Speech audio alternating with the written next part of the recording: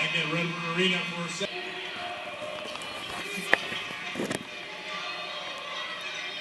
That's the biggest lead of the game for either team.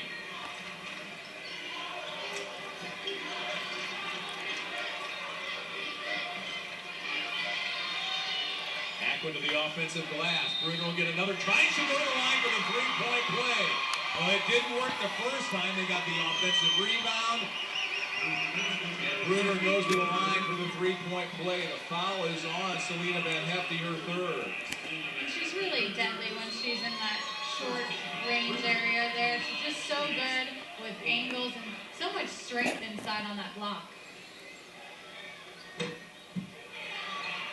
73% free thrower, but she misses that one. Doesn't get the three-point play. It's a two-point game. 13 of the 16 points for Sophie Bruner.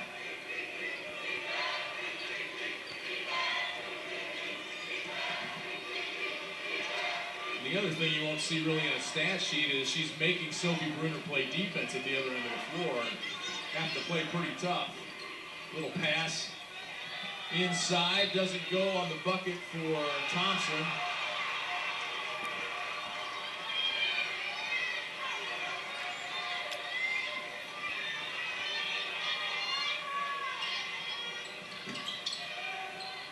Tough angle for Van Hefty.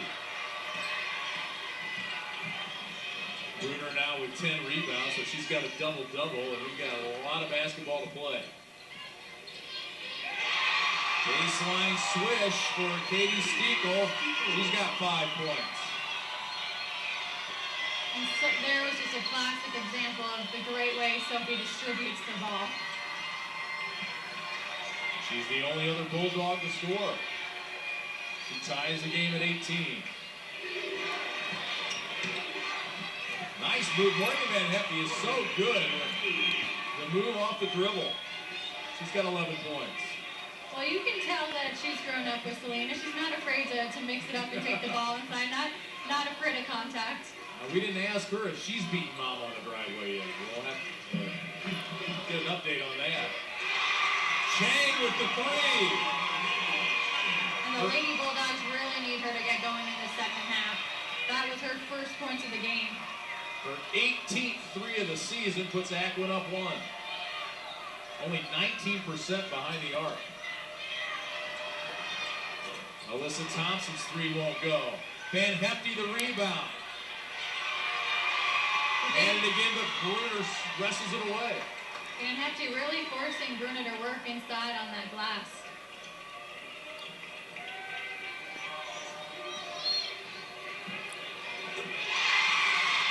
Steagle's finding the range now. Her second three of the game. And this is where Aquin's really dangerous. If they get that perimeter and three going, we talked about that multi-dimensional offense, and that is really what they need in the second half. It's a 10-2 run for Aquin. They can add to that run here. It was 18-14 a blink of an eye ago. The Lady Bulldogs cranked it up offensively.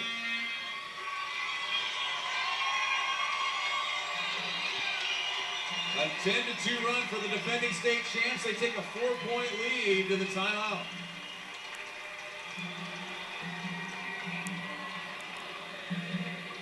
We're all new at it, so we didn't really know what to expect. So definitely helps a lot, and first time we back here, so yeah.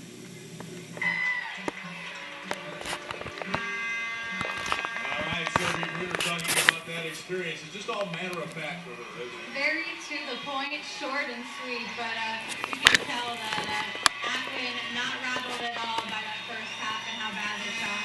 Really starting to get things going offensively. Bruner inside, and then Chang and Steekel starting to hit from the outside. 4 for 6 from the floor so far here in the third quarter for Aquin. 10-2 run, they lead it by 4.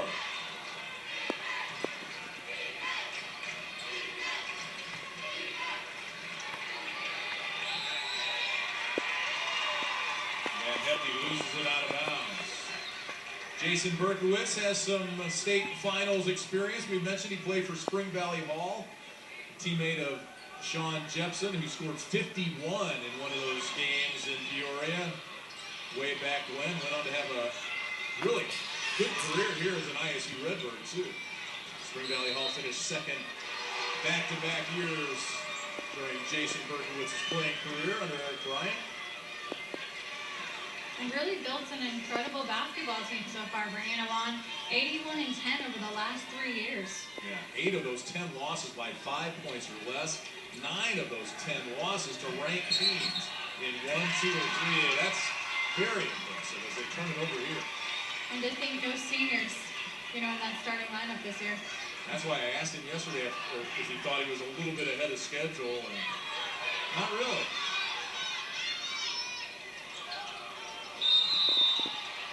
Foul on Maddie Jackson. I think, and the girls' game has advanced so much, and the one thing you see is just it doesn't matter the age. Freshmen, sophomores, they're coming down here and having a big impact on state championship games. Really playing fearless, and that's what it's about. And especially when you're a young girl, your psyche can be so fragile at times. But some of these young basketball players, you would never know it. Van Hefty to steal, and Morgan Van Hefty will go to the line. Talked about, freshmen and playing with confidence, and really this state tournament could be her coming out party. And Big Sis cleans up Little Sister's mess. And it's back to a 1-point game. Takeaway for Foes. We talked about that opportunistic defense and getting in the passing lane, something Annawan is so good at. Shooter's touch for Morgan Van Hefty.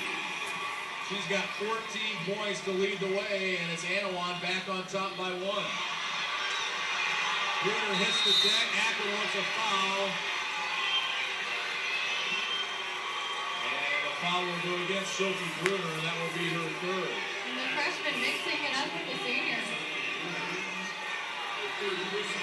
Not backing down from the All-Stater.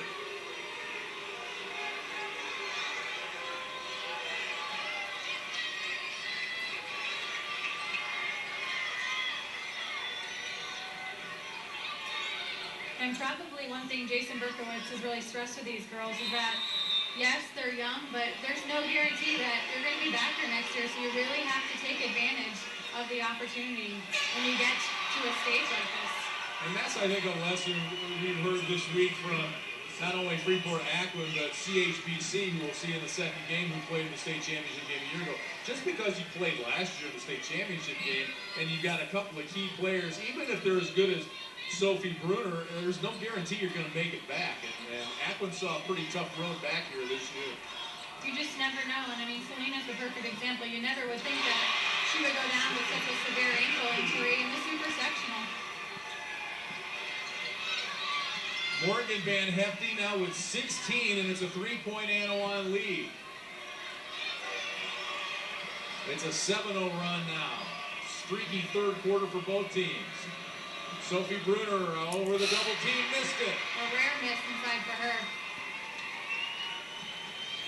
She'll make that about 99 out of 100.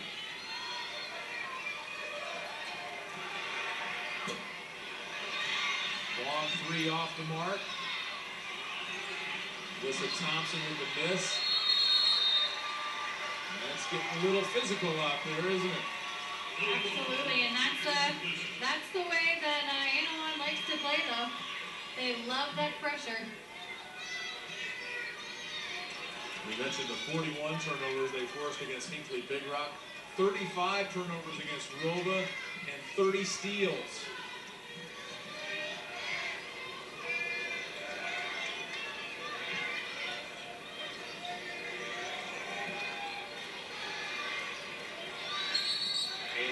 Caught about it, she traveled.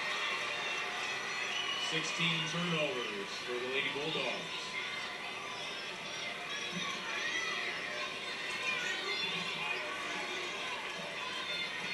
It's been a back and forth 3rd quarter. Megan Foe's off the move. little short. And it'll be Akron ball. And Jason Berkowitz talked about he wasn't quite sure how this trap and this press would work in a game like this because the college court is so much bigger than the high school court that the girls are used to playing on. So far, it seems to be working though, Lee.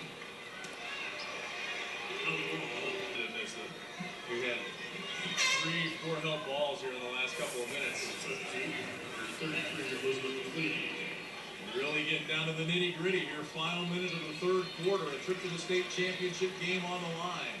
Sophie Bruner will check out with under a minute to go with 3 personal fouls. Jeff Curry doesn't want to see her pick up her 4th in the final moments of this quarter.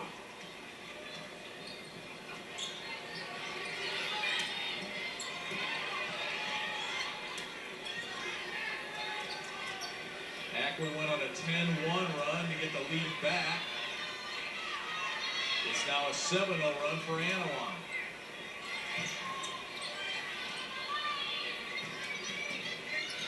Selena Van Hefty on the bench. Actually, she's walking behind the bench to try and keep that ankle from stiffening up. Morgan Van Hefty the miss, and now a foul on Annawan with 23.4 to play here in the quarter. Although I don't remember pacing. I don't remember much. Oh, and Akron, an unforced turnover there. Unforced error in tennis.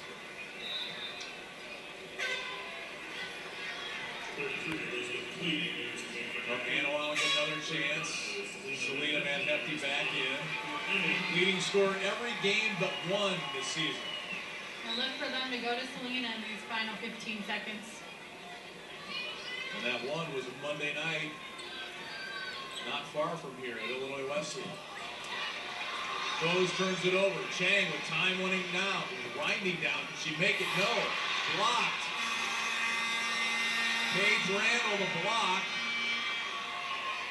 Emily Chang tried to beat the buzzer, and Paige Randall said, not a chance.